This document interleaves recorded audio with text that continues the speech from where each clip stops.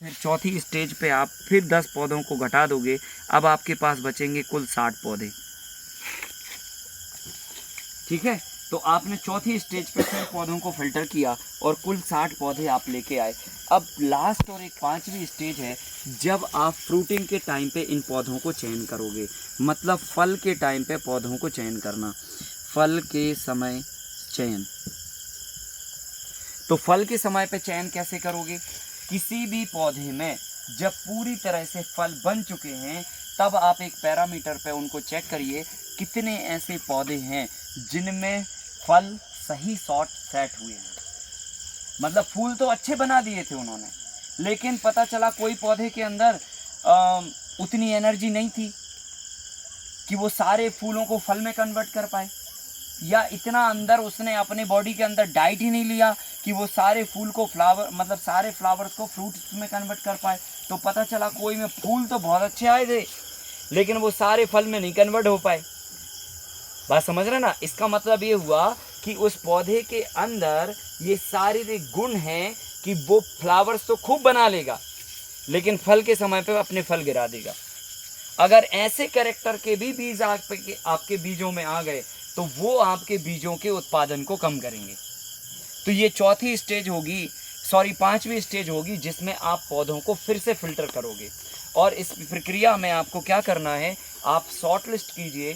अब पौधों को आप फील्ड से अलग नहीं करोगे, यहाँ तक चौथी स्टेज तक आप पेड़ों को निकाल के बाहर कर दोगे फील्ड से, लेकिन जब फल बन चुके हैं, अब इसमें कोई कंटामिनेशन नहीं हो सकता है, कोई पॉलिनेशन नहीं हो सकता है। फल चूँकि बन चुके हैं, तो आपको पौधों को हटाना नहीं है, आप टैग करना है। समझ रहे ना? तो टैग करने के लिए आप जो पौधे सही शॉट सेलेक्ट हों आपके, जिनमें फलियाँ अच्छी आएँ, लंबी आएँ, हेल्दी आएँ, संख्या में ज़्यादा आएँ, वो पौधों को आप सही का निशान कर दो, चाहे मार दो, टिक मार दो, उसमें रिबन बांध दो या कुछ भी बांध दो, जो भी है आपका। एक कटोरी में चूना ले लीजिए, उसमें पानी घोल दीजिए, और बढ़िया एक जो है ना लकड़ी में थोड़ा सा रुई बांधिए आगे की तरफ, है ना, और बस उसमें डिप करके और पत्ती में मार कर दो, या तो पेड़ में सही का निशान लगा दो या कट्टिस का निशान मार दो। वो आपके ऊपर है, आप इसमें अपनी कलाकारी कर सकते हो, आपको जो पोतना वो कर लेना। ठीक है, तो हमने क्या करना, फल के समय पे पौधे को चयन करना। तो अगर कोई पौधे में बढ़िया फल थे, सॉलिड फल थे, संख्या में ज़्यादा थे और अच्छे एक जैसी फलियां थी, उन पौधों को हमने रख लिया। और जिन पौधों में हमें लगा कि इनमें फलियां कमज़ोर आईं, संख्या में कम आईं, साइज़ छोटा रह गया या झड़ गई कुछ ज़्यादा, उनमें आपने कट्टिस मारा, और कट्टिस वाले सारे पूरे प्लॉट के साथ में आप उन सबको हार्वेस्ट करोगे जिनमें कट्टिस मारा। और जिनमें सही का निशान मारा, वो सही के निशान के पौधों को आप तब तक फील्ड पे रहने दोगे जब तक उनके बीज पूरी तरह से सूख नहीं जाते। तो अब ये कैसे पता चलेगा कि बीज अभी पूरी तरह से सूख गए या नहीं सूख गए? तो इसका कोई पैरामीटर नहीं है। आप खेत में जाइए, फल्ली में जो भी दाने हैं उनको तोड़िए, और तोड़ के आप अपने मुंह में डालिए।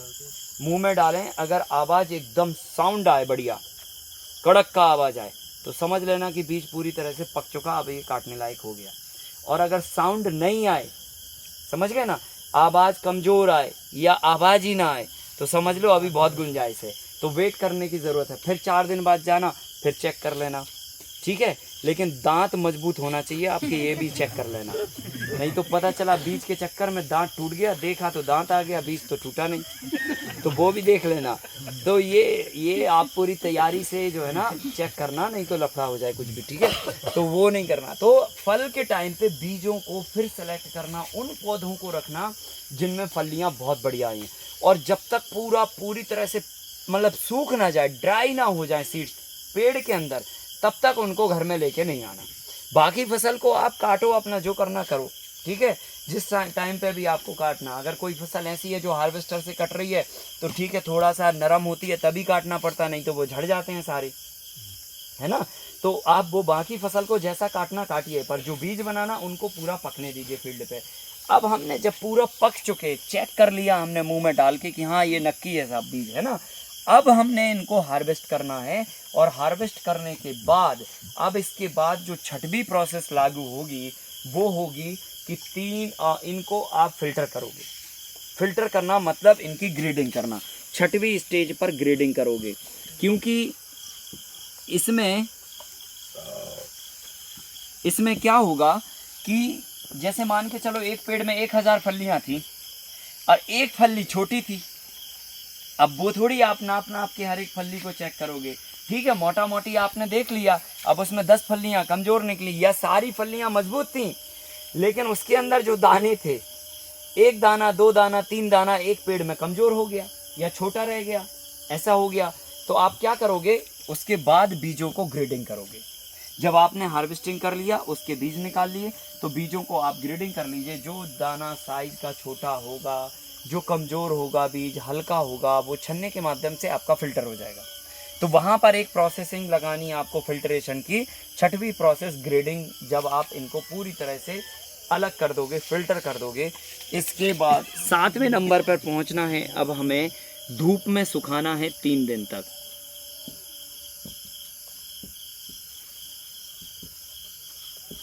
धूप में सुखाना 3 दिन तक। फिर इसके बाद 8वें नंबर पर इनको सेफ करके रखना है।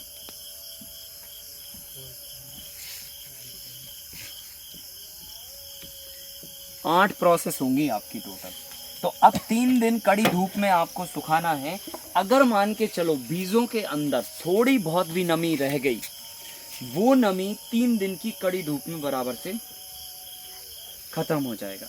ठीक है, अब आपको क्या करना है, इन 3 दिनों के बाद बीजों को धूप लगाने के बाद अब आप इनको पैकिंग करके रखोगे, मतलब सेफ करके रखना है। तो सेफ करके कैसे रखना, इसकी भी बड़ी विधि है और विज्ञान है। आप वो विधि और विज्ञान को अगर फॉलो करोगे, बीजों में कभी कीड़े नहीं पड़ेंगे। हम यहाँ पर टनों से बीजों को सेव करके रखते हैं। कोई भी बीज में अगर वो सही तरीके से रखा गया है तो बीजों में मतलब 2 साल 3 साल के बाद भी अगर हम निकालते हैं तो हमारे सारे बीज एज इट इज़ निकलते हैं। रत्ती भर भी में भी किसी में भी कुछ भी गड़बड़ नहीं होता। और इसी विधि से आप घर के अनाजों को भी इस तरह से सेव कर सकते हैं। तो क्या करना, सबसे पहले नंबर आप करो कोई भी बर्तन को साफ़। तो आप प्लास्टिक का बर्तन ले सकते हो, मिट्टी का बर्तन ले सकते हो, किसी भी धातु का बर्तन ले सकते हो, लोहे की धातु को छोड़कर। लोहे की धातु का बर्तन आपको यूज़ नहीं करना, क्योंकि लोहा में क्या होता है, हवा के माध्यम से मतलब जंग पकड़ने की पॉसिबिलिटीज़ होती है, नमी को पकड़ता है लोहा जल्दी। ठीक है, बाकी किसी भी धातु के बर्तन को आप यूज़ कर सकते हो। सबसे बेस्ट होता है मिट्टी का बर्तन आप इस्तेमाल करो। और मिट्टी के बर्तन के लिए आप क्या करना, जैसे आप बड़ा बर्तन लो, आप घड़ा लो एक, उस घड़े को पहले आप क्या करिए, पानी से भरिए और पानी से भरा हुआ घड़ा भी पानी में डाल दीजिए।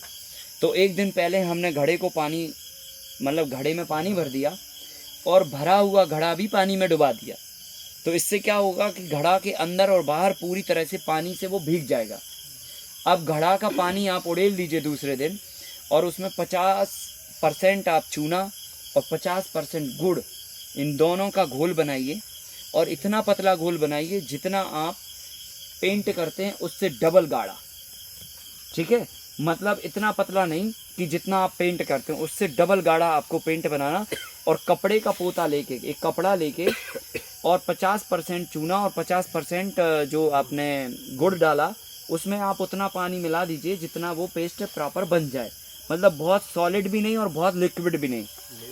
हाँ, और फिर जाके आपने पोता लिया और वो पोते से अंदर की तरफ पूरा पोत दिया गीले ही बर्तन में, जब ही घड़ा गीला है। अभी गीला करना ज़रूरी इसलिए है कि अंदर बाहर से वो उसके जो छिद्र हैं वो सारे छिद्र जो है ना पानी से पहले खुल जाएं। पानी में डालोगे ना तो छिद्र खुल जाएंगे। एक घड़ा जब आप नया ला के भरते हो तो आप देखते हो कि वो थोड़ी देर में बाहर भी पूरा गीला हो जाता है और कई घड़ों से तो बूंद बूंद करके पानी भी गिरने लगता है। तो क्या होता है कि उस मिट्टी के अंदर बहुत महीन महीन क्रैक्स रहते हैं, छिद्र रहते हैं। उन छिद्रों से वो पानी बाहर रिसता रहता है और जो पानी बाहर रिस सकता है वो पानी अंदर भी हवा के माध्यम से जा सकता है। तो सेफ करने के लिए आप क्या करिए, पानी में घड़े को डुबाइए ताकि छिद्र खुल जाएं। फिर उन छिद्रों में गुड़ और चूना का अंदर से लेप कर दीजिए। तो वो सारे छिद्रों में जैसे ही गुड़ और चूना जाएगा तो सीमेंट से 10 गुना वो काम करेगा। ठीक है, पूरी तरह से सारे छिद्रों को ऐसा पैक कर देगा कि अब अंदर से बाहर से भी घड़े को अगर पानी में आप डुबा देंगे तो भी उसके अंदर मॉइस्चर नहीं जाएगा, नमी नहीं जाएगी। तो आपको क्या करना कि पहले नंबर घड़े को पानी में डुबाना, फिर उसका घड़ा खाली करके और अंदर से उसको पूरा गुड़ और चूने का पेंट मार देना और फिर इसको छाया में सूखने देना। तो लगभग हमने छाया में सूखने दिया थोड़ी देर के लिए। थोड़ी देर में वो पूरी तरह से जब छाया में सूख गया तब जाके हमने क्या किया, उसको धूप में रख दिया। फिर तो 1 दिन के लिए हम धूप में रख सकते हैं ताकि वो पूरी तरह से ड्राई हो जाए। डायरेक्ट आप पेंट करने के बाद धूप में मत रखो, नहीं तो क्या होगा, वो पपड़ी की तरह फिर उधर सकता है। हाँ, तो आप आराम से उसको ठंडा सूखने दो ताकि वो सारे छिद्रों में वो प्रॉपर भिद जाए और सेट हो जाए। एंड सेट होने के बाद फिर आप 1 दिन धूप में दिखा दीजिए, कोई दिक्कत नहीं है। फिर तो हमने ऐसे करके बर्तन को क्लीन किया, सुखाया। अब हमने जाके क्या करना है, जो 3 दिन तक लगातार बीजों को हमने सुखाया है उन बीजों को लाके ड्रम में भरना है या उस बर्तन में भरना है। तो भरने के पहले आपको जो सावधानी रखनी है वो ये, यहाँ पर एक विज्ञान काम करेगा कि जब आप बीजों को धूप में से उठाओगे तो 4 बजे शाम को आपको बीजों को उठाना है। कितने बजे? 4 बजे उठा के आप छाया में उन बीजों को रखिए। जब आप उन बीजों को छाया में रखोगे तो उस समय वो बीज गर्म होंगे, और अगर आपने गर्म बीज उस बर्तन में डाल दिए, जो भी बर्तन आप यूज़ कर रहे हैं, तो बर्तन में मॉइस्चर भी होगा। आप कहोगे मॉइस्चर तो साहब है नहीं, हमने तो सुखा लिया। तो हवा जो होती है ना, हवा में मॉइस्चर होता है, नमी होती है। ये जो हमारे इर्द गिर्द जो हवा घूम रही है इसी में पानी है, ठीक है, इसमें नमी है, ठीक है। अब होता क्या है कि जब हम बर्तन में बीज डालते हैं तो वो बीज गर्म थे, ताजे ले आए हम सीधे उठा के धूप से और जाके सीधे ड्रम में भर दिए। अब ड्रम तो साफ था साहब, लेकिन ड्रम में हवा भी थी, हवा थी ना। अब जाके आपने पैक कर दिया तो वो हवा और हीट दोनों चीज़ें मिलेंगी तो वो वाष्प बन जाएगा, और वाष्प बनेगा तो पानी की बूंद बन जाएगी। और पानी अगर बन गया वहाँ पे तो समझ लो कीड़ों का जन्म हो जाएगा, क्योंकि कीड़ों को जीने के लिए भी 3 चीज़ें चाहिए, भोजन, हवा और पानी। और इन तीनों में से जैसे ही तीनों की उपस्थिति हुई और उन्होंने अपनी आबादी मल्टीप्लाई करना चालू किया, तो एक कीड़ा भी अगर हुआ तो वो 1 करोड़ बन जाएंगे धीरे धीरे करके, समझ गए ना। तो हमको क्या करना है कि किसी भी तरह से मॉइस्चर ना जाए, उसके लिए पहले हमने ड्रम को वो कर दिया। अब हम क्या करेंगे कि जो 4 बजे धूप में से हम बीजों को लाए, उनको हम 6 बजे तक छाया में रखेंगे। तो क्या होगा, उनकी जो हीट होगी, जो गर्मी होगी, वो धीरे धीरे धीरे धीरे धीरे करके ऑटोमेटिकली ठंडी पड़ जाएगी। अब आपको क्या करना है कि शाम को 6 से लेकर 7 बजे के बीच में, ये दोनों ही बातें आप ध्यान रखना, 4 से लेकर 6 बजे तक ठंडा करना और 6 से लेकर 7 बजे के बीच में उनको ड्रम में पैक करना। अगर 7 बजे के बाद आपने पैकिंग मारी तो भी तापमान बदल जाएगा, और तापमान बदलने से कीड़े बनने की पॉसिबिलिटीज़ बढ़ जाएगी। हाँ, घुन लगने की पॉसिबिलिटीज़ बढ़ जाएगी। तो आपको क्या करिए, ये वैज्ञानिक तथ्यों के आधार पर ये बात हम बोल रहे हैं, शाम को 4 बजे बीज उठाइए, 6 बजे तक ठंडा करिए, 6 से 8 के बीच में, मतलब 6 से 7 के बीच में ही आप उन बीजों को पैक करके रखिए। अब आप कहोगे कि साहब वो तो ड्रम में आप कह रहे थे कि हवा होगी, तो अभी भी तो हवा होगी उसमें, लेकिन अब बीज ठंडे हो गए, लेकिन हवा अभी भी है उसके अंदर। अब वो हवा हमारे बीजों को प्रभावित ना करे, उसके लिए 2 तरह के ट्रीटमेंट आपको बीज के साथ में रखना। नंबर 1, नीम की पत्तियों को, सूखा नहीं, गीला नहीं, मुरझाई हुई पत्तियों को साथ में रखना है। तरीका यह है कि नीम के पेड़ से आप पत्तियां तोड़िए, उसकी जो डालियां होती हैं ना छोटी छोटी, जिसमें लेफ्ट राइट पत्तियां लगी होती हैं, पंखुड़ियां तोड़िए। उन पंखुड़ियों को 10 मिनट की कड़ी धूप दिखाइए। अगर कड़ी धूप नहीं है तो 15 मिनट की दिखा दो, ठीक है, या 20 मिनट की दिखा दो। तो धूप दिखाने का पर्पज़ ये नहीं है कि पत्ती को सुखाएं हम, धूप दिखाने का पर्पज़ है पत्ती को हम मुरझा दें। बात समझ रहे ना, जैसे एक पेड़ से हम पत्ती तोड़ते हैं, थोड़ी देर धूप में रहती है और वो मुरझा जाती है, डल पड़ जाती है ऐसे, तो वो स्टेज आपको लगानी है। मतलब नीम की पत्ती को तोड़ना और 10 से 15 मिनट तक उसको धूप में रखा रहने देना ताकि वो मुरझा जाए।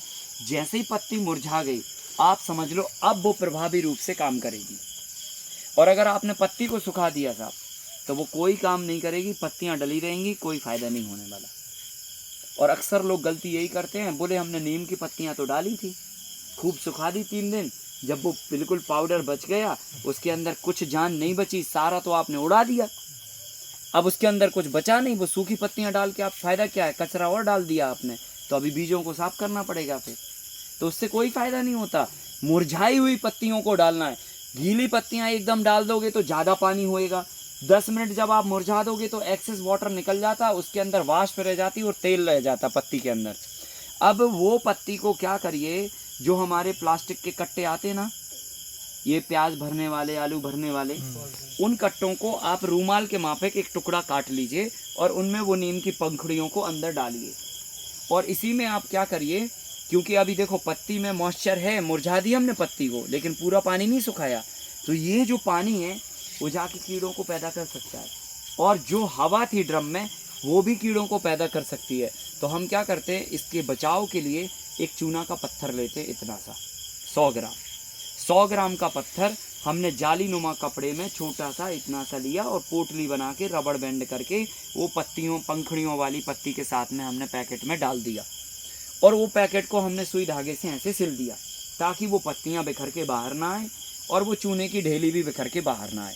और ऐसी हमने 3 थैलियां बना ली। अब एक थैली को हम क्या करेंगे, सबसे नीचे डाल देंगे और फिर हम बीजों को वो भरेंगे 6 से 7 बजे के बीच में, ठीक है, ठंडा किए हुए बीजों को। और हमने आधे तक हम बर्तन तक भरे और आधे में फिर हमने वो एक थैली डाल दी, फिर हमने पूरा भर दिया, फिर एक थैली डाल दी। अब क्या होगी कि जो मुरझाई हुई पत्तियां होंगी वो वाष्प बनाएंगी, भाप बनाएंगी। अभी समझ गए ना, क्योंकि वो पूरी तो सूखी नहीं थी, उनमें मॉइस्चर था हल्का फुल्का, तो वो मॉइस्चर क्या करेगा, वाष्पीकृत होएगा तो पूरे वातावरण को पॉइजनस बना देगा। मतलब जो आपके अनाज हैं, जो बीज हैं या जो भी आपने रखा, उस पूरे वातावरण में एक जहरीली हवा घोल देगा वो। उससे क्या होगा, उससे फिर कीड़ों के जर्म पैदा नहीं हो पाएंगे। लेकिन जो मॉइस्चर चला गया, या जो ड्रम में था मॉइस्चर, या जो पत्ती में था मॉइस्चर, या बीज में था, उस मॉइस्चर को सोखने के लिए हमने चूना का पत्थर डाल दिया। चूना का पत्थर क्या करेगा, वो सारा मॉइस्चर को एब्जॉर्ब कर लेगा। जितनी भी थोड़ी भी नमी हुई वो सारा अंदर ले लेगा अपने, और सोख के वो धीरे धीरे बिसक के पाउडर बन जाएगा उसी में, बराबर। तो क्या हुआ, जो थोड़ा सा मॉइस्चर था वो हमारे चूने ने सोख लिया। अब ऐसा करके हम ऊपरी सतह तक इनको लेके आएंगे बीजों को, और ऊपरी सतह पर भी ये पैकेट एक डाल के फिर हम इसको पहले डालेंगे पतली पॉलीथीन, फिर डालेंगे एक हैवी पॉलीथीन, और हैवी पॉलीथीन डालने के बाद फिर आप इसमें नहीं हो तो फ्लैक्स जो होते हैं ना, बैनर होते हैं, अभी चुनाव खूब हो रहा है, बहुत जगह जगह पे फ्लैक्स लगे हुए हैं, वोट डलने के बाद आप किसी का भी उतार सकते हैं फ्लैक्स, ठीक है। और उसको जाके आप बर्तन के ऊपर औंधा के और उसको रबड़ बैंड कर दीजिए प्रॉपर, समझ गए ना, रबड़ बैंड कर दीजिए। तो रबड़ बैंड आप कैसे करोगे, आप क्या करना, मोटरसाइकिल चलाते हो, आप साइकिल चलाते हो या कार चलाते हो, जब भी आपकी गाड़ी पंचर हो तो पंचर वाले के पास जाओ, साथ में ट्यूब वापस लेके आओ। अगर आप ट्यूब बदलवाते हो तो हम अपनी गाड़ियों के सारे ट्यूब अपने यहाँ रख लेते हैं, बराबर ना। और वो ट्यूब से कल हम आपको दिखा देंगे, सारे ड्रमों को हम पैक करते हैं। तो क्या करते हैं, वो ट्यूब को ऐसे ऐसे पतला पतला, इतना मोटा पतला काट लेते हैं, तो एक ट्यूब के करीब 10-12 रबड़ें बन जाती हैं। और फिर जाके हमने जब बर्तन पे वो ऐसे ढक दिया पॉलीथीन और ऊपर से बैनर, और फिर जाके उसको अच्छा कस के रबड़ बैंड बांध देते हैं। रत्ती भर भी गुंजाइश नहीं होती कि उसके अंदर कोई तो भी हवा का एक कण चला जाए, ठीक है।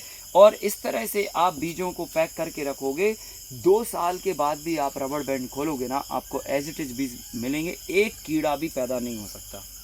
हम 70 प्रकार की प्रजातियों को ऐसा सेव करके रखते हैं, 70 प्रजातियों को, सोचिए। और अगर हम गेहूं में बात करें तो एक एक गेहूं को हमें 10-10 टन, मतलब 100-100 कुंटल की मात्रा में पैक करके रखना पड़ता है। और ऐसी हमारे पास 17-18 वैरायटियाँ हैं, तो सब मिला के अगर देखा जाए तो टनों में हम बीजों को सेव करके रखते हैं, और एक भी बीज खराब नहीं होते। अदरवाइज़ तो हम उसी में रोना गाना करते रहेंगे, आज इसमें कीड़े लगे, कल उसमें लगे, परसों इसमें लगे, रोज़ हम कीड़े ही अलग करते रहेंगे बीजों से। तो प्लास्टिक में भी रख सकते हो, पर आप कोई भी बर्तन यूज़ करोगे, बर्तन के अंदर ये पैकेट आपको ज़रूर डालना है। गुड़ का भी लगाना है जब लेप? नहीं, गुड़ का लेप सभी में नहीं लगना। गुड़ का लेप केवल और केवल मिट्टी के बर्तन में लगेगा। बाकी के सारे बर्तन सूखे हुए होना चाहिए, चाहे प्लास्टिक का ड्रम हो, चाहे स्टील का ड्रम हो, चाहे पीतल का हो, कांसे का हो, या तो और किसी भी धातु का हो, लोहे की धातु का बर्तन यूज़ नहीं करना, बस ये ध्यान रखना। तो इस तरह से हम बीजों को पैक करके रखते हैं और 2-2, 3-3 साल तक एज इट इज़ बीजों को रख लेते हैं। और फिर जाके जब आपको बीज लगाने हैं तब फिर वो सेम प्रक्रिया चालू हो जाएगी जो बीजों को तैयार करने के लिए हमने बताया था। फिर से वापस, क्योंकि अभी बीज जो है ना अब ठंडी अवस्था में चले गए, अब जब हमें खेत में लगाना है तो फिर हम उनको रिचार्ज करेंगे। तो फिर बीजों को निकाल के हम 3 घंटा धूप में सुखाएंगे, मतलब धूप दिखाएंगे, फिर बीज उपचार करेंगे और फिर खेत में लगाएंगे। इस तरीके से आप बीजों को पीढ़ी दर पीढ़ी जेनेटिकली प्योर और सुरक्षित विधि के माध्यम से आप सुरक्षित, मतलब इनको सुरक्षा प्रदान कर सकते हो और बिना कीड़े लगे आप बीजों को सेव कर सकते हो। और इसी तरीके से आप घर के अंदर जो अनाज सेव करते हो उसमें भी आप यही विधि लगा सकते हो। आप उसमें ये करेक्शन नहीं कर पाओगे कि पेड़ पे ही अनाज सूखा हुआ हो, क्योंकि ये तो आप बाज़ार से आप ख़रीदते हो या फिर जो भी रिसोर्सेज है आपका, जहाँ से भी आपने बीज लिए उसने पेड़ पे सुखाया या नहीं सुखाया पता नहीं है, किसका है ये भी नहीं पता। तो हमें क्या करना, जब बीजों को स्टोर करने लगें तब हम अपने लेवल पे उसको सुखा दें। तो पहले अनाज को रखने के पहले, स्टोर करने से पहले उसको धूप में आप सुखा दीजिए। सुखाने के बाद ड्रम में रखने की सारी प्रोसेस सेम रहेगी, मतलब सुखाने से प्रोसेस और पैक करने तक की प्रोसेस सेम रहेगी। तो ऐसे ही आप घर के सारे अपने अनाजों को भी सेव करके रख सकते हो और उनमें बिना कीड़ा लगे साल भर आप अनाजों को चला सकते हो। तो जब हाँ। सर अनाज की बात की, पर अनाज तो जैसे गेहूं है थोड़े दिनों में निकालना पड़ता है, फिर मॉइस्चर या एयर, तो आप जो निकालना है तो आप ऐसे 2 ड्रम रख लीजिए, 2 ड्रम रख लीजिए। एक ड्रम को ठीक है हम नवंबर में खोलेंगे, एक ड्रम को जुलाई में खोल लेंगे, है ना, भले वो आधा हो कोई फर्क नहीं पड़ता। ठीक है, आप एक बार निकालोगे, एकदम से तुरंत नहीं होंगे, एक बार निकाला फिर पैक कर दो, ठीक है, हवा लग गई कोई बात नहीं, कीड़े बनने की सिचुएशन हुई तब तक वो पूरा ख़त्म हो गया, है ना, ऐसा होएगा। फिर आप एक नवंबर में खोल लो, फिर आप एक जनवरी में खोल लो। ऐसे अगर मान के चलो आपके घर में 100 किलो अनाज यूज हो रहा तो 30-30 किलो के 3 ड्रम रख लो, है ना, और मतलब ऐसे करो। और जब भी आप उसमें से अनाज निकालो वापस उसको फिर रिपैक कर दो, है ना। कल हम आपको दिखा देंगे, हमारे पास तो 500 लीटर के कम से कम 100 बैरल हैं, कुछ 20-25 बैरल हमारे इधर पे हैं और कहीं अदर फार्म पर रखे हुए हैं। तो सारे बीजों को हम 500 लीटर के बैरलों में सेव करके रखते हैं और ऐसे 200 लीटर के हमारे पास 200 से भी ज़्यादा बैरल होंगे, उनमें बीज रखते हैं। फिर जो सब्जियों के बीज होते हैं उनको हम 60-60 किलो के बैरलों में रखते हैं। तो ऐसे करके हर एक बीज को अलग अलग बैरल में, जो ज़्यादा क्वांटिटी के हैं उसको 500 लीटर के बैरल में भर देते हैं, जो थोड़ी क्वांटिटी के हैं वो 200 में, और जो और थोड़ी हैं वो 60 किलो के बैरल में भर के रखते हैं। करो कई करोड़ का माल हो गया है तो। सर मैं एक बता दूं, हाँ। आपके पास बाम्बू है, ये जो मैंने आपको बताया ना, ये करोड़ मरोड़ का नहीं है, ये मामला जो है ना अरबों खरबों का है, जो मैंने आपको बता दिया, ठीक है। तो ये जाके आप जब करोगे ना तो सबके पास करोड़ों करोड़ों का होगा। तो आप जो है ना, मतलब इसको इस दृष्टिकोण से देखिए कि जो है, मतलब ये बीज अगर हम स्वयं बनाने लगे तो कितना अरब पैसा हमारा बाहर जाने से बच जाएगा। तो ये जो विधि बताई है, इन विधियों से आप बीजों को बनाइए। हम लोग जो बीज बनाते हैं, क्योंकि अभी तो 70 बीज हैं, अभी हमारा टारगेट है लाखों वैरायटियों का बीज बैंक बनाना। भले हमें 100 एकड़ ज़मीन में बीजों को स्टॉक करना पड़े, हिंदुस्तान की एक एक प्रजाति को वापस रीजनरेट करेंगे और हिंदुस्तान को वो सारी विरासत वापस दे के जाएंगे जो कहीं ना कहीं हमारे पूर्वजों के पास थी। तो ये काम करने वाले हैं। अभी ये तो कुछ भी नहीं है, ये तो कुछ भी नहीं है, ये तो बस अभी समझ लो फुलझड़ी जलाई हुई है।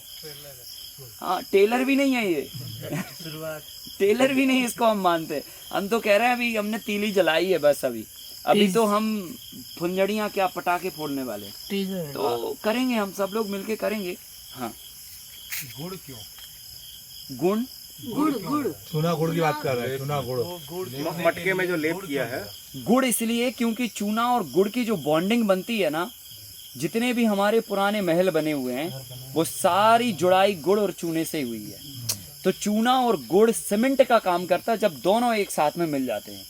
तो ये इतना बढ़िया बॉन्डिंग करता है कि वो, मतलब अगर आप चूना और गुड़ को आप पेस्ट बना के रख दीजिए, आप फोड़ नहीं सकोगे 10 दिन के बाद उसको, ऐसा पत्थर बन जाता है। गुड़ तो फिर बैक्टीरिया का फूड भी है ना, चूना है। नहीं नहीं, जब वो चूना मिल गया ना सर, तो उसकी प्रॉपर्टीज खत्म हो गई, ड्राई हो गया, अब उसके अंदर कुछ भी नहीं बचा, वो सीमेंट हो चुका, वो पत्थर हो चुका, अब उसमें कुछ भी नहीं किया जा सकता। तो कभी मतलब जस्ट थिंकिंग, इससे चूने के साथ गोबर मिला के नहीं किया जा सकता तो? नहीं नहीं, और एक बात सर, चूने अगर आपको गोबर मिलाना है तो आप प्योर गोबर का लेप मिट्टी के, मतलब जैसे कोई भी आप बरंडा बनाते थे पहले लोग, मतलब मिट्टी के अंदर मिट्टी से ही तो मतलब पत्थर और मिट्टी को लेप करके उन्होंने एक बर्तन बना दिया, बरंडा बना दिया, और उस बरंडे को आप मिट्टी से लेप